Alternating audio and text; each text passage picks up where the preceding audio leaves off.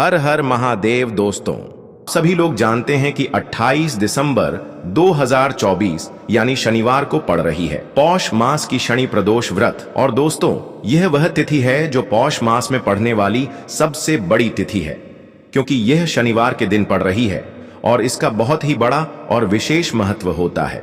पूज्य गुरुजी ने कहा है कि अगर कभी भी मौका लग जाए और पौष महीने की शनिवार शनि प्रदोष व्रत को पड़ जाए तो आप लोगों को एक छुटकी काला तिल वाला उपाय तो अवश्य ही करना चाहिए।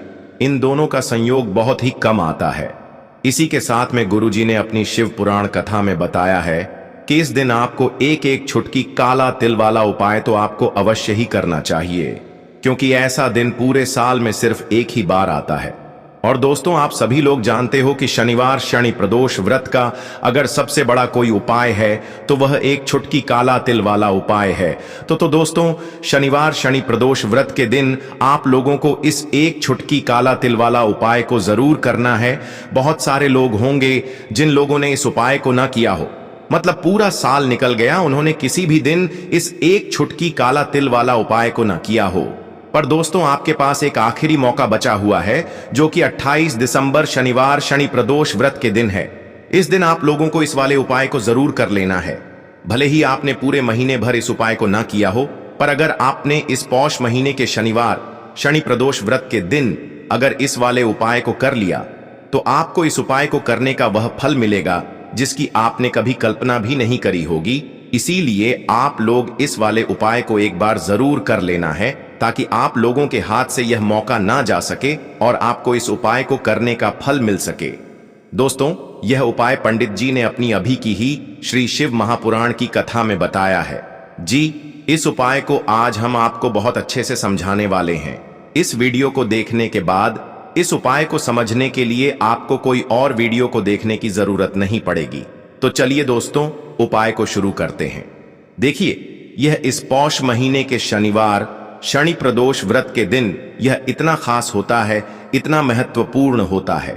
देखा गया है कभी कभी बड़े बड़े पूजा पाठ अनुष्ठान से जो मनोकामना पूर्ण नहीं होते, वह पौष महीने की शनिवार शनि प्रदोष व्रत के दिन एक छोटे से उपाय करने से ही आपकी मनोकामना पूर्ण हो जाती है। और बहुत सारे लोगों ने इस उपाय को किया भी है और उनको इस उपाय को करने का फल भी जरूर मिला है। अगर आप लोग भी इस उपाय को करना चाहते हैं तो आप इस उपाय को पहले अच्छे से समझ लेना, सुन लेना, उसके बाद करना। आपको इस उपाय का फल जरूर मिलेगा और इस उपाय को कर लेने से आपके घर में चाहे किसी भी प्रकार की दुख और समस्या क्यों न चल रही हो, आपको उसका कारण भी नहीं पता है कि भाई यह समस्या किस कारण से चल रही है। उसका कुछ भी कारण हो सकता है, जैसे पितृदोष हो सकता है या किसी भी तरह का मंगल दोष भी हो सकता है। तो इस दिन आप लोगों को यह वाला उपाय कर लेना है। ये एक ऐसा उपाय है जिस उपाय को अगर किसी विशेष दिन पर किया जाए तो भाई उस विशेष दिन का जो है वह तो हमें मिलता ही मिलता है। पर हमने उस दिन पर इस उपाय को किया है तो हमें उससे भी बड़ा फल मिलता है, और फल बहुत जल्दी मिलता है, क्योंकि आप इस उपाय को बहुत ही बड़े और विशेष दिन पर कर रहे हो। तो चलिए अब उपाय के बारे में बात करते हैं, लेकिन उससे पहले आप लोगों को यह जानना आवश्यक है कि आखिर यह उपाय किस समय करना है, किसको करना है और कैसे करना है। तो चलिए हम आगे आपको वीडियो में एक एक करके बता देते हैं। लेकिन उससे पहले अगर आप लोग हमारे चैनल पर पहली बार आए हैं या फिर मेरी आवाज आज पहली बार सुन रहे हैं तो हमारे चैनल को सब्सक्राइब जरूर कर लेना और इस वीडियो को लाइक करके कमेंट बॉक्स में नमः शिवाय जरूर टाइप कर देना। तो दोस्तों, इस एक छुटकी काला तिल वाला उपाय को हमें इस शनिवार शनि प्रदोष व्रत के दिन कैसे करना है, किसको करना है, किस समय करना है और कहां पर करना है, यह सारे सवालों के जवाब आपको इस वीडियो में मिल जाएंगे। और जो ये वीडियो देखेगा भाई, उसको एक छुटकी काला तिल वाला उपाय जरूर करना चाहिए, क्योंकि इस दिन काला तिल का भी बहुत ही बड़ा और विशेष महत्व होता है। और जब बात आ जाए एक छुटकी काला तिल वाला उपाय की, तो यह सोने पे सुहागा वाली बात हो जाती है और यह एक बहुत ही बड़ा उपाय हो जाता है इस शनिवार शनि प्रदोष व्रत का। तो अब दोस्तों, इस एक छुटकी काला तिल उपाय को आखिर करना किसको है, सबसे पहले हम लोग वह बात जान लेते हैं। तो देखो, घर की जो बड़ी माताएं बहनें होती हैं, उन माताओं बहनों में से कोई भी एक बड़ी माता बहन इस वाले उपाय को कर सकती है। और दोस्तों, अगर आप चाहें तो अपने घर में से सभी सदस्यों को भी इस उपाय को करवा सकते हैं। अगर किसी व्यक्ति की खुद की कोई मनोकामना है, खुद की कोई दुख और परेशानी है जो कि वह अपने लिए ही करना चाहता है, इस वाले उपाय को तो वह खुद अपने लिए भी कर सकता है। बाकी अगर कोई घर में से ऐसा है जो कि अपने पूरे घर परिवार की सुख और शांति के लिए यह वाला उपाय करना चाहता है, तो भाई वह भी कर सकता है, उसमें भी कोई दिक्कत वाली बात नहीं है। कहने का मतलब यह है कि इस उपाय को हर एक सदस्य भी कर सकता है और पूरे घर परिवार के सदस्य के लिए घर की बड़ी माताओं बहनों में से कोई एक माता बहन भी कर सकती है। माताएं बहनें अगर घर में उपस्थित ना हो या वह यह वाला उपाय ना कर पा रही हो, तो फिर घर का कोई बड़ा सदस्य भी इस एक छुटकी काला तिल वाला उपाय को कर सकता है, चाहे फिर वह पुरुष ही क्यों ना हो, उसमें कोई भी दिक्कत वाली बात नहीं है। उसके बाद में दोस्तों जो अगला प्रश्न निकल कर आता है वो यह आता है इस उपाय को लेकर कि आखिर इस उपाय को हमें किस समय करना है, सुबह के समय करना है कि शाम के समय करना है। तो देखो, इस वाले उपाय को आप लोग सुबह के समय भी कर सकते हो और शाम के समय प्रदोष काल में भी कर सकते हो। अब अगर आप पूछो कि भाई सबसे उत्तम समय कौन सा रहेगा इस एक छुटकी काला तिल वाला उपाय को करने का, तो हम आपसे बस यही कहेंगे कि इस उपाय को आप सुबह के समय करेंगे तो ज्यादा बेहतर होगा। बाकी अगर प्रदोष काल शाम के समय भी करेंगे तो भी अच्छा होगा, उसमें कोई भी दिक्कत वाली बात नहीं है। तो अब दोस्तों जो अगली सबसे बड़ी और महत्वपूर्ण बात आती है वह यह आती है कि सुबह अगर हम उपाय को करेंगे तो हमें कितने बजे से लेकर कितने बजे तक के बीच में करना है, और शाम के समय प्रदोष काल में करेंगे तो हमें कितने बजे से लेकर कितने बजे के बीच में करना है। तो देखो, सुबह जितनी जल्दी हो सके आप उपाय को करने की कोशिश करना।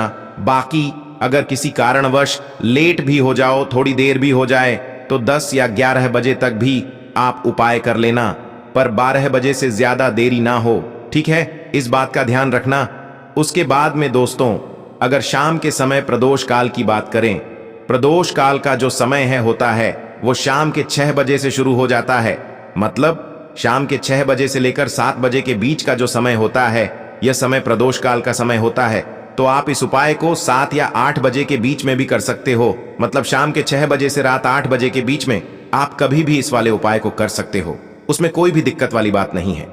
देखिए, यदि हम किसी भी प्रकार के उपाय को निश्चित दिन और निश्चित तिथि पर करते हैं तो इसका हमें बहुत अधिक लाभ मिलता है और इन उपायों को करने के बाद हमारे जीवन में बहुत अधिक परिवर्तन आता है। साथ ही साथ यह जो उपाय आपके जीवन की सारी परेशानियों को और सारी बाधाओं को दूर करने वाले हैं। देखिए दोस्तों, आज के इस पूरे ही वीडियो में हम आपको 3 चमत्कारिक उपाय बताने वाले हैं और यह तीनों ही उपाय बहुत ही खास और बहुत ही ज्यादा विशेष होने वाले हैं। तो चलिए दोस्तों जान लेते हैं गुरुजी द्वारा बताए गए सबसे पहले उपाय के बारे में। देखिए, इस उपाय को करने के लिए सबसे पहले तो आपको काले तिल लेने होंगे। देखिए, काले तिल जो है वह भगवान शनिदेव को प्रसन्न करते हैं, काले तिल भगवान शिव को प्रसन्न करते हैं। तो देखिए, आपको मात्र 1 चुटकी की काले तिल लेने होंगे और इसी के साथ में आपको थोड़ा सा शहद लेना होगा। देखिए, शहद जो है आपको मात्र 1 चम्मच ही लेना है और इसी के साथ में आपको एक तांबे के पात्र के अंदर अपने घर से शुद्ध जल लेना होगा। देखिए दोस्तों, यह जो उपाय है आप सुबह से लेकर के शाम तक किसी भी समय में कर सकते हैं, लेकिन प्रदोष की तिथि है इसीलिए प्रदोष काल के समय में करते हैं। तो आपके लिए यह उपाय बहुत ही अधिक सर्वोत्तम होता है। प्रदोष काल के बारे में जिन लोगों को भी जानकारी नहीं है उन्हें बता दें कि प्रदोष काल का समय सूर्यास्त से 45 मिनट पूर्व शुरू होता है और सूर्यास्त 45 मिनट बाद तक रहता है। तो इस समय में भी आप यह उपाय कर सकते हैं। देखिए, सबसे पहले तो आपको इन सभी सामग्रियों को भगवान शिव के मंदिर में लेकर के पहुंचना है। अब मंदिर पहुंचने के बाद आपके पास जो शहद है, सबसे पहले तो इसे आपको अपने सीधे हाथ की हथेली पर अच्छे से लगा लेना है। यानी कि पूरे ही शहद को आपको अपने सीधे हाथ की हथेली पर लगा लेना है और आपके पास जो 1 चुटकी काले तिल है उन्हें भी आपको अपने सीधे हाथ की हथेली पर रखना है। अब आपको शहद और काले तेल का लेपन भगवान शिव के शिवलिंग पर अच्छे से कर देना है। देखिए, आपको काले तिल और शहद का लेपन कटी वाले भाग के ऊपर करना है तो इस प्रकार से आपको शहद और काले तिल का लेपन अच्छे से शिवलिंग पर कर देना है। देखिए, काले तिल का लेपन करते समय आप शनेश्वर महादेव का मन में स्मरण कर सकते हैं। साथ ही साथ यदि आपके जीवन में कर्ज की स्थिति बहुत अधिक है, कर्ज आपके जीवन में बहुत अधिक बढ़ने लगा है, तो फिर आप आड़मुक्तेश्वर महादेव का स्मरण भी कर सकते हैं। दोनों में से आपकी समस्या के लिए जो भी उचित है उस नाम का आपको स्मरण कर है। अब अंत में जो आपके पास एक लौटा जल है, इसे आपको धीरे धीरे शिवलिंग पर समर्पित कर देना होगा। श्री शिवाय नमस्तुभ्यम इस मंत्र का जाप करते हुए आपको आरण मुक्तेश्वर महादेव या फिर शनेश्वर महादेव का स्मरण करते हुए यह एक लौटा जल भगवान शिव के शिवलिंग पर ही अर्पित कर देना है। आपके जीवन की जो भी बड़ी से बड़ी परेशानी है, जीवन के जो भी संकट है, वह मात्र इन उपायों को करने से दूर होती है। तो यह उपाय विशेषकर आपको कर्ज से जुड़ी हुई समस्या को और शनि से जुड़ी हुई समस्या को दूर करने के लिए करना है। अब दोस्त, हम जान लेते हैं गुरु जी द्वारा बताए गए दूसरे उपाय के बारे में। देखिए, यह उपाय विशेषकर उन लोगों को करना है जिनके जीवन में संकट, ग्रह क्लेश की समस्या बहुत ही अधिक रहती है, यानी कि आपके घर में बहुत ही ज्यादा परेशानियां रहती हैं। घर में एक दूसरे से लोग अच्छे से बात नहीं करते हैं, बात बात पर लड़ाई झगड़े होते रहते हैं। यदि आप भी चाहते हैं कि आपके पूरे परिवार की एकता बरकरार रहे और आपके घर के जो यह क्लेश हैं, यह सभी दूर हो जाएं, चाहे पति पत्नी में लड़ाई हो रही हो, भाई भाई में आपस में लड़ाई हो रही हो, घर के किसी भी सदस्य से आपस में लड़ाई हो रही हो, तो जैसे ही आपके घर में सुख शांति बढ़ने लगेगी, वैसे ही आपके घर में माता लक्ष्मी स्वतः ही चली आएगी। तो यदि आपके घर में भी परेशानियां हैं, बच्चे बात नहीं मानते हैं, बड़े बात नहीं मानते हैं, तो फिर आपको यह उपाय करना है। तो देखिए, इस उपाय को करने के लिए सबसे पहले तो आपको शमी के पत्ते लेने हैं। शमी के पत्ते आप 1, 3, 5, 7 यानी कि जितने भी आप शम पत्र लेने चाहते हैं उतने ले सकते हैं, लेकिन आपको शम पत्र विषम संख्या में ही लेने हैं। शमी पत्र के साथ में आपको लेना होगा थोड़ा सा शहद, और इसी के साथ में आपको लेना होगा मात्र एक लोटा शुद्ध जल। अब देखिए, आपको इन सभी सामग्रियों को लेकर के पहुंचना है। भगवान शिव के मंदिर में यह उपाय भी आप सुबह से लेकर के शाम तक किसी भी समय में कर सकते हैं। साथ ही साथ प्रदोष काल के समय में भी आप इस उपाय को कर सकते हैं। देखिए दोस्तों, सबसे पहले तो आपके पास जो एक लौटा शुद्ध जल है, इसे आपको धीरे धीरे शिवलिंग पर अर्पित कर देना होगा। श्री शिवाय नमस्तुभयम इस मंत्र का जाप करते हुए। अब देखिए, जल अर्पित करने के बाद आप जो शमी पत्र लेकर के हैं, उन क्षम पत्रों को आपको जो आप शहद लेकर के आए हैं उनके अंदर डालने हैं। देखिए, जैसे आप यह क्षम पत्र शहद के अंदर डालेंगे तो यह जो कम पत्र हैं एक दूसरे से अच्छे से चिपक जाएंगे। तो इसी प्रकार से आपको यह जो शम पत्र हैं भगवान शिव के शिवलिंग पर चिपका देने हैं, यानी कि शहद से युक्ति या जो शम पत्र तैयार हुए हैं उन्हें आपको शिवलिंग पर अच्छे से चिपका देने हैं। देखिए, जो भी व्यक्ति 28 दिसंबर शनिवार की प्रदोष पर शम पत्र से भगवान शिव के शिवलिंग का श्रृंगार करता है तो उसके जीवन में धन संपदा की वृद्धि होती है। भगवान शिव उस व्यक्ति से प्रसन्न होते हैं। जिस प्रकार से हमने शिवलिंग का श्रृंगार किया है, उसी प्रकार से भगवान शिव हमारे जीवन का श्रृंगार करने वाले हैं। तो इस प्रकार से जीवन की समस्त परेशानियों को दूर करने के लिए, साथ ही साथ महादेव को प्रसन्न करने के लिए आपको यह उपाय करना है। अब दोस्तों, हम जान लेते हैं तीसरे विशेष उपाय के बारे में। यह उपाय भी बहुत ही चमत्कारिक होने वाला है। देखिए, यदि आपके घर में बुरी शक्तियों का प्रभाव है, आपके घर में बार बार नजर लग जाती है, कोई ना कोई व्यक्ति बार बार बीमार पड़ जाता है, या फिर यदि आपके व्यापार में बार बार नजर लग जाती है, जीवन में धन संबंधित बहुत अधिक परेशानियां चल रही हैं, जीवन में जो कष्ट हैं वह लगातार बढ़ते ही जा रहे हैं, तो आपको यह सुंदर सा उपाय करना है। देखिए, इस उपाय को करने के लिए सबसे पहले तो आपको मात्र 2 काली मिर्च लेनी है। इसी के साथ में आपको एक स्टील के पात्र के अंदर 2 चम्मच कच्चा दूध लेना है, और उसमें आपको शुद्ध जल मिलाकर के कच्चे दूध से युक्त जल तैयार करना है। इसी के साथ में आपको एक तांबे के पात्र के अंदर शुद्ध जल लेना है। साथ में आपको एक मिट्टी का दीपक लेना है, और उसी के अंदर आपको एक कपूर का टुकड़ा भी डाल देना है। तो देखिए, आपको 2 काली मिर्च लेनी है, कच्चे दूध से युक्त जल तैयार करना है स्टील के पात्र के अंदर।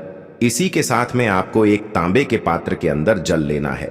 साथ में आपको एक मिट्टी का दीपक और उसी में आपको एक कपूर का टुकड़ा डाल लेना है। अब देखिए, ये सभी सामग्रियां लेकर के आपको पहुंचना है प्रदोष काल के समय में भगवान शिव के मंदिर में। देखिए दोस्तों, मंदिर पहुंचने के बाद आपके पास जो 2 काली मिर्च हैं, उनमें से एक काली मिर्च को आपको अच्छे से चूरा कर लेना है, यानी कि बारीक कर लेना है। और इस काली मिर्च को आपको कच्चे दूध वाले जल के अंदर डाल देनी है। एक काली मिर्च आपको कच्चे दूध वाले जल के अंदर डाल देनी है, अच्छे से बारीक चूरा करके। अब सबसे पहले तो आपको जो कच्चे दूध वाला जल है, उससे भगवान शिव के शिवलिंग का अभिषेक करना होगा। श्री शिवाय नमस्तुभयम इस मंत्र का लगातार जाप करते हुए जब भी आप यह कच्चे दूध वाला जल अर्पित करेंगे, तब आपको श्रम ईश्वर महादेव का मन में स्मरण करना है, ताकि आपके जीवन की जो भी समस्याएं हैं वह सभी समाप्त हो सके। काली मिर्च से भगवान शिव के शिवलिंग का अभिषेक करना शनि दोष को भी दूर करता है, साथ ही साथ नजर दोष को भी दूर करता है। अब दो चाहिए, टूटा हुआ नहीं होना चाहिए, कटा पिटा नहीं होना चाहिए, ये बात आपको ध्यान रखना है। बाकी आपका चावल बासमती हो या सादा चावल हो या कोई सा भी चावल हो, उसमें कोई भी दिक्कत वाली बात नहीं है।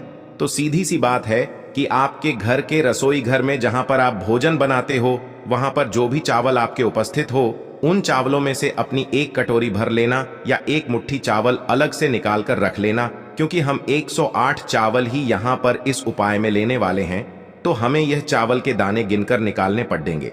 इस बात का आप लोगों को ध्यान रखना है। तो अपने उस चावल की कटोरी में से या चावल में से 108 ऐसे चावल के दाने आप लोग निकाल लो, जो कि टूटे हुए ना हो, कटे पिटे ना हो, जिनमें कोई दाग न लगा हुआ हो, है ना।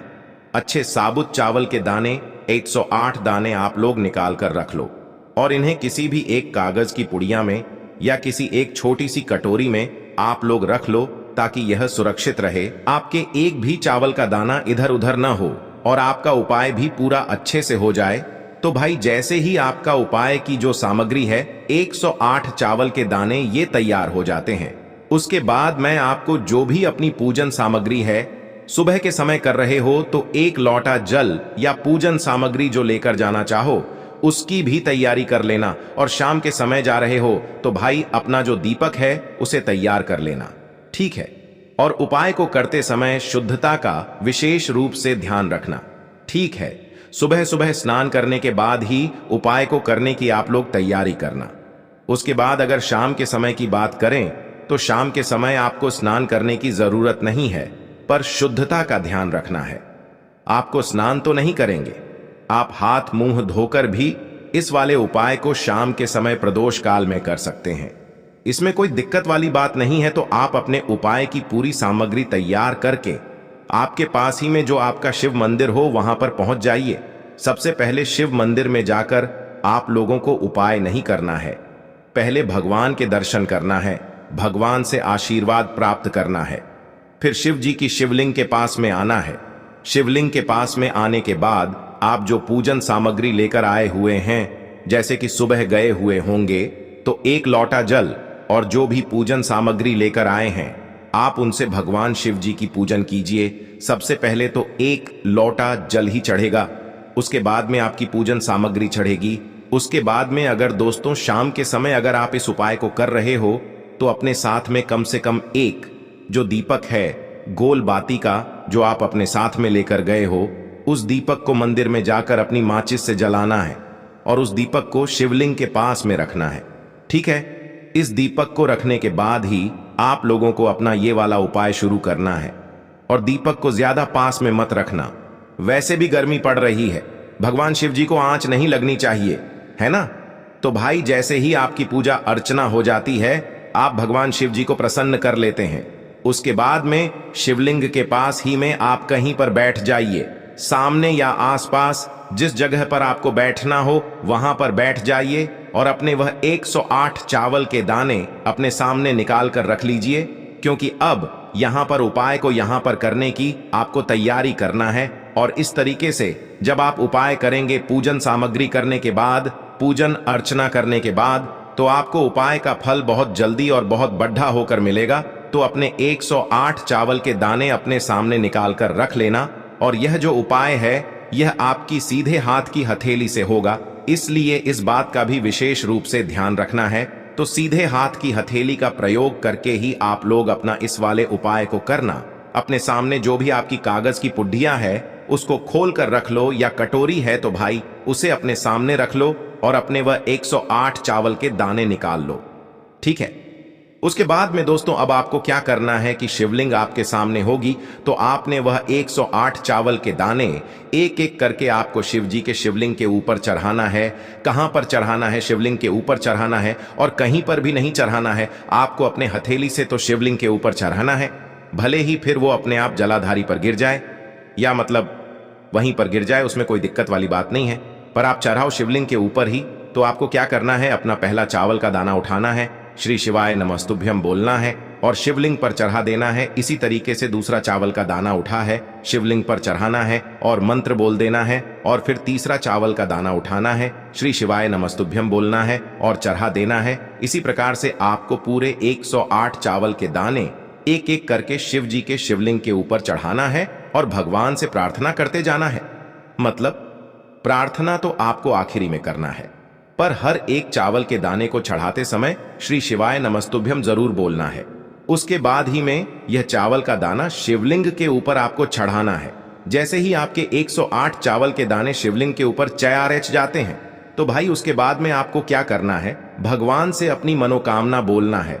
मनोकामना भी कब बोलना है? जब आपका 108 चावल का दाना आपके सीधे हाथ की हथेली में हो और आप उसे चढ़ाने के लिए जा रहे हो। श्री शिवाय नमस्तुभ्यम बोलकर उस आखिरी चावल के दाने को शिवलिंग के ऊपर चढ़ा देना और भगवान से फिर अपनी वह मनोकामना बोल देना, जिस मनोकामना के लिए आप लोग अपना यह वाला उपाय कर रहे हो। जिस भी दुख और परेशानी के लिए आप लोग अपना यह वाला उपाय कर रहे हो, उसके बाद में जैसे ही आप अपनी मनोकामना बोल देते हो, आपका यह वाला उपाय पूरा हो जाता है।